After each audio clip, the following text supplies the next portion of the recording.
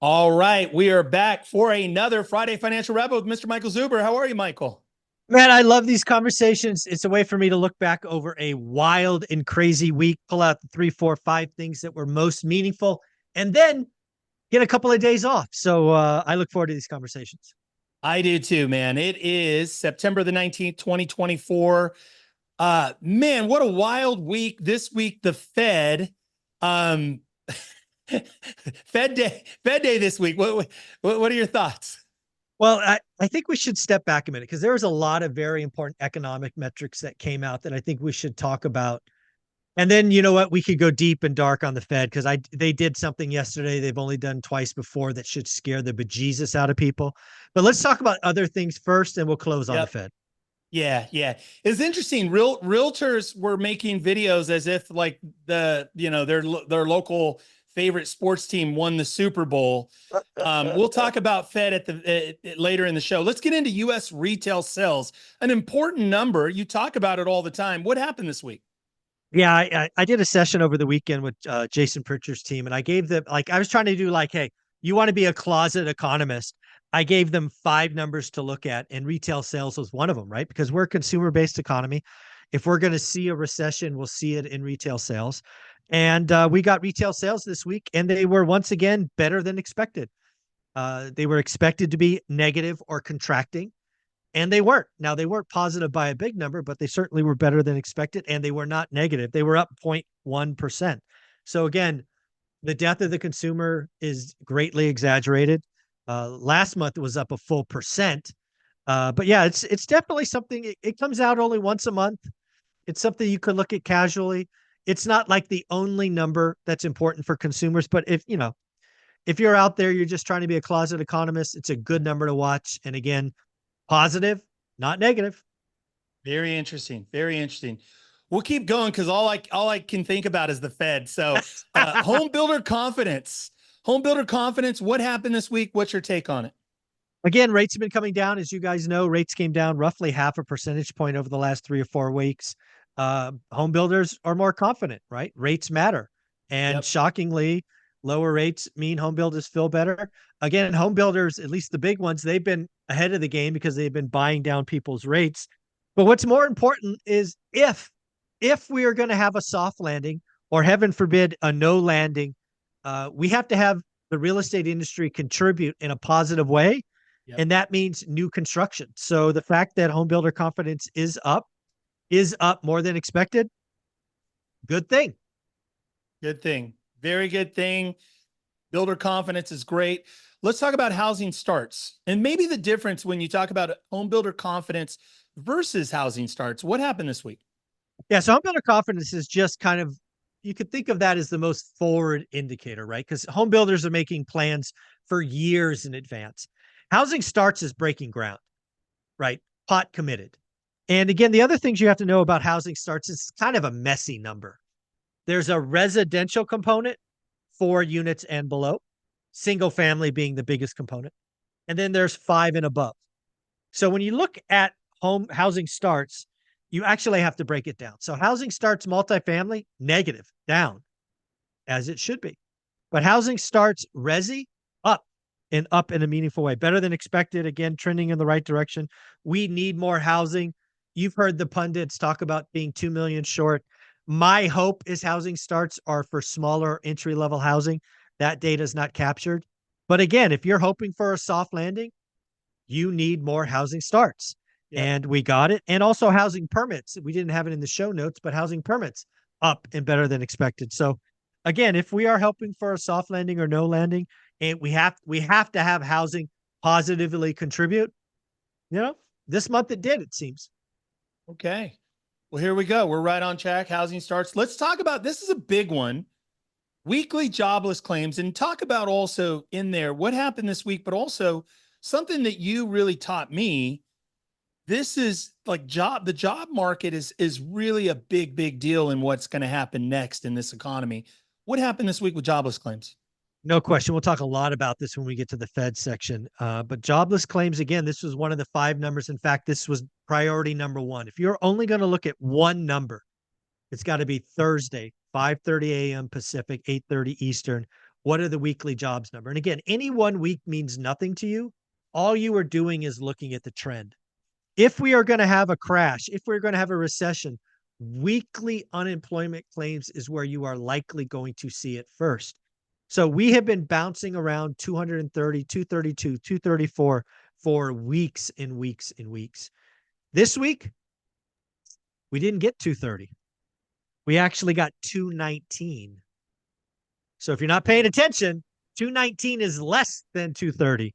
Yep. And that was a drop of roughly 12,000. Expectations were again 230. So again, it comes, if we're going to have a recession and a jobless recession, this number has to go up. If we have a rolling recession, if we have a no landing, if we have a soft landing, we could be in this 220 to 240 range for months and months and months. So again, this week's number, 219. It's the most important number if you want to be a closet economist.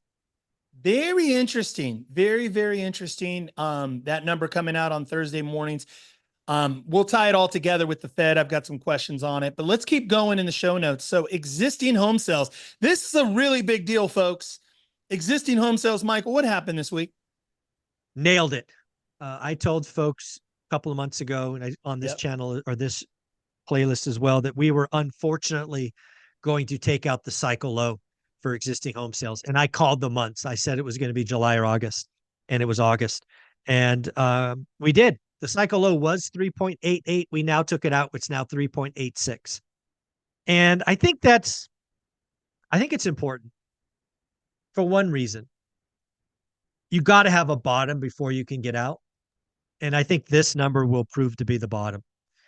I think the Fed, as we'll talk about in a minute, has acknowledged that they broke the housing market. In fact, Jerome Powell said, and I quote, "The housing market is broken." That was part of his quote. Now, there was no acknowledgement that the Fed broke it, which clearly they did. But the Fed acknowledges that the housing market is broken. And their hope is by lowering rates, they could normalize housing. And I think Powell realizes in order to get his soft landing, which Jerome Powell desperately wants, he has to reinvigorate existing home sales. So he did what he did yesterday. And yeah, I was right. And sorry, real estate agents, but good news, that's the low. The other thing I want to acknowledge that we got right is I told you a refi boom was coming. Yep. And we've seen 3 weeks in a row, again, called it before anybody else, that refinances exploded up almost 100%. And as rates fall, you will see that continue to go. So again, if we're hoping for a soft landing or no landing, we need real estate to contribute positively. We need mortgage to contribute positively, and lower rates help both those. Absolutely. Absolutely. Well, here's the segment we've all been waiting for. We've been waiting for this week. We've been waiting for the Fed. Let's talk about all things Fed, Michael. What are your takeaways from 50 basis points? Jerome Powell, the Fed, they broke housing. You've been talking about that for a long time. Forever. Yeah. What are your thoughts on the Fed? Well, the first thing that hit me is the Fed has told us for a long time they're data dependent. So I just want everybody to appreciate where we are. The Fed dropped rates 50 basis points, which we'll get to in a minute. Yep. But the economy, the GDP right now is forecasted to be 3%. Yep. If you don't know what that means, it's above trend. Growth, good. The unemployment rate currently sits at 4.2. Full employment is thought to be 5%. So unemployment, good. Inflation, this big behemoth that they've been battling, last reported at 2.6, not their inflation target. Bad. What did they do? In the face of all of those facts, in face of all of that data, they hit us with a bazooka. Yep.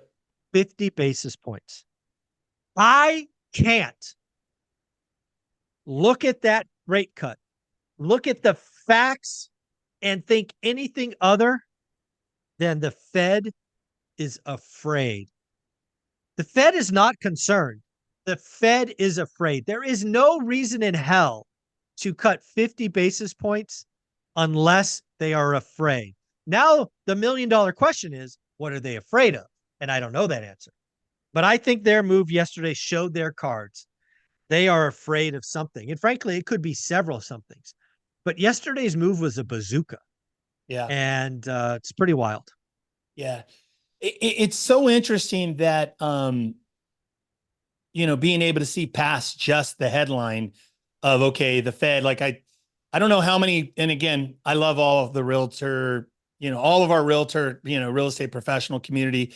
So many videos of people posting as if, like, again, your team just won the Super Bowl. The Fed finally cut 50 basis points.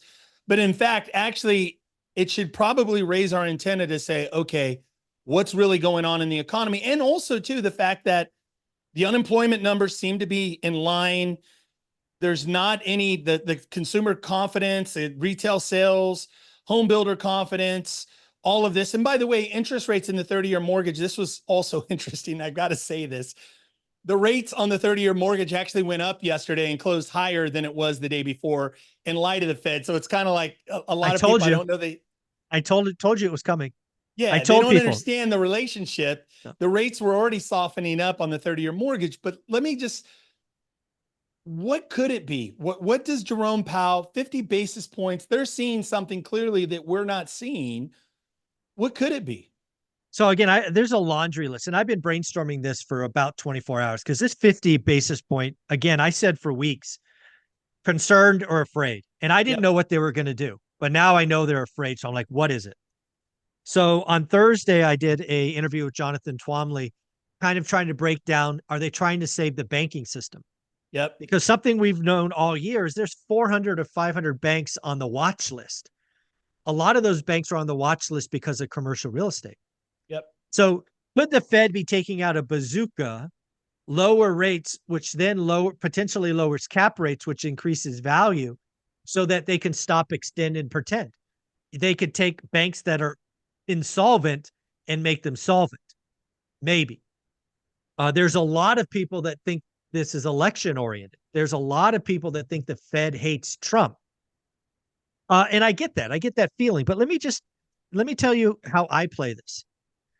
The fact that the Fed cut 50 does nothing for the incumbent, because what the Fed is basically telling us is the next couple of months are going to be ugly.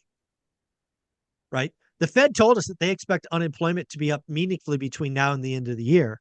So what I think this 50 does for the next president, in this case, we're talking about Trump, is actually gives him some gasoline, allows him to come out. So I think if the Fed waited till November, which originally I hoped they did, it would make that start even worse. So I think this 50 basis point cut does nothing to help the incumbent. We're like 48 days away from the election, or 47.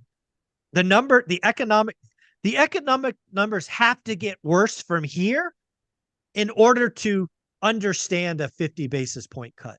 It's just like, it doesn't make sense. Yep.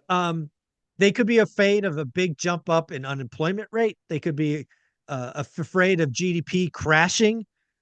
They could be afraid of the consumer. Something that I have told you for several weeks now, if not a month, is the consumer's pulling back. They're not signing up for the big purchase. That's why I told you existing home sales was going to crash. And I was right. So the Fed could see a consumer that's scared. The Fed could be seeing a small and medium-sized business who can't invest, who can't buy capital equipment, who can't hire because of the restrictive nature of interest rates. I do not know what they are seeing, but without question, they are afraid. And now we have to figure it out. I think you nailed it. And I know you nailed it. I really believe when I see 50 basis points, I think Resolution Trust Corp. And I think RTC, about yep. 1980s when, again, similar kind of environment, high interest rates, and then all of a sudden you had all of these commercial properties failing. And I think we had a little bit of that. And again, was that a year ago, 18 months ago with Silicon Valley Bank and Signature Bank? And how long ago was that? That was 18 months. I think it was February of last year, I think. So yeah, it's 18 months-ish. I almost think there has to be some kind of a liquidity, or like you said, that watch list that this is all about that, and that we don't have a bunch of banks failing and creating Yeah, I an mean, think about unraveling. it. Think about it logically, right? You got 400, you got 500 banks, most of them small and medium sized community banks on the watch list. If you're in the Fed and you do an inventory and you go, holy cow, 95% of the people are on this watch list because of commercial real estate. Yep. And again, the commercial real estate is very interesting because again, you have LTVs, you have 30% equity. So I did an example with Jonathan Twanley. People can find it on my channel. It posted yesterday at 5 p.m. Where we took, I think it was a $10 million building, and we moved the cap rate from 5 to 7, and we lowered NOI like 5%. Yep. The bank is upside down, but if they could get the cap rate from 7 to 6.5 or 6, I think it was 6.4, the bank is solvent. Yep. Equity is gone. Equity is lost. LP dead. GP dead. Cash burned. But the bank is solvent. Yep. I think the Fed is looking at the commercial banking system, looking at 495 banks going, if I could move cap rates 7.7 basis points, 3/4 of a basis points, I don't have a problem anymore. Yep. Maybe that would, if that's their logic, a bazooka was warranted. Yeah. It's interesting too, this last week, and I don't remember the publication, but they had where they talked about delinquencies in commercial. Multifamily was very low. It was like 5-6%, very, very low, surprisingly. But then office and then commercial or retail and office was like 12, or it was definitely double digits, 12, double digits. 13%. Yeah. So no, office is in trouble. Work from home, all of that. But yeah, I really do think, I mean, again, I don't know what it is. It might be Trump. It might be commercial banks, banking crisis. It might be unemployment. I don't know what it is, but all we can take from the bazooka is they're afraid, and that should catch our attention. let me throw you a curveball here as we start to wrap up. And that politically, I want you to, because you know this, and I know this from you. Jerome Powell is not a Democrat, and I don't know that he's a Republican. He is a But Republican. you described him very much like a Republican, or maybe just an independent is the way my impression was. He's Republican. So in no way, shape, or form, if he was able to just kick the can down the road to November, he would have. Oh, absolutely. Politically. I think Jerome Powell is very, so first off, a lot of people are saying he did this to help out Harris, which again, I don't think helps Harris out at all. Basically what he said is the numbers are going to get ugly from here. And again, it's always the economy, stupid, I think was a quote from somebody. So I don't think this helps her. It helps the next president because they'll have some gasoline. But yeah, Biden tried to replace Powell, which probably doesn't feel great. Donald Trump has basically tried to wrestle control from the Fed. Again, he wouldn't do that. He's an independent entity. I don't think there's any love lost between Powell and Harris or Trump. I think he hates them both. I think both of them hate him. I think it's kind of a mutual hatred. But the good thing is Powell's off doing his job. And I know a lot. I mean, man, the number of people that lit up my comments saying this is to hurt Trump. Guys, you don't get it. You're not playing chess. The election is 48 days away. Do you know anything about leading and lagging indicators? This doesn't help anybody in October, but this might help somebody in January. Guess when the new president is sworn in? January, not October. So yeah, I expect the economic numbers to get worse, not better from here. And unlike so Bernanke, Greenspan, those guys were a little bit more political, or even Yellen, would you say? I think Powell is unique, at least in my adult life. Powell is a lawyer, not an economist. Powell came to the Fed chair already Richie Rich. He was already Richie Rich. He doesn't need to write books. He doesn't need to go on speaking tours. He doesn't need to be paid by some K Street lobbyist when he's done. He's rich. He's playing for legacy. Yeah. He doesn't give a rat's ass about any of that stuff. I think he is the most apolitical Fed president of my adult life. I think the other ones played games. I think that's why Greenspan invented Fed speak that said nothing but a lot of words. I think Powell is playing for his legacy. I think Powell wants to be remembered. And let's be clear. It's a gamble. With yesterday's bazooka, he might be Arthur Burns. Arthur Burns was responsible for cutting rates and causing that second batch of inflation that Jerome Powell had to break. This is a super risky move that Powell took. He could be Arthur Burns, or he could nail this soft landing. Construction, transactions, mortgage, capital investments. We're Avoiding going to bank find out. failures. Yeah, avoiding bank failures. He could Yeah. prove to thread that needle. We don't know yet. Very, very interesting. So let's finish on opportunity, Michael. A lot going on right now. What are your thoughts to the one rental at a time community? Still in a buyer's market. Again, right? Disrespectful offers. I just interviewed somebody today that bought a multi-million-dollar house in LA County for 25% off list price. Sweet. Question. Do you see this as market moving in that the whole, again, I think realtors are confused. 30-year mortgage runs on its own, but is this enough to loosen up? Is this trend of now the Fed's cutting, is it enough to loosen up inventory at this moment?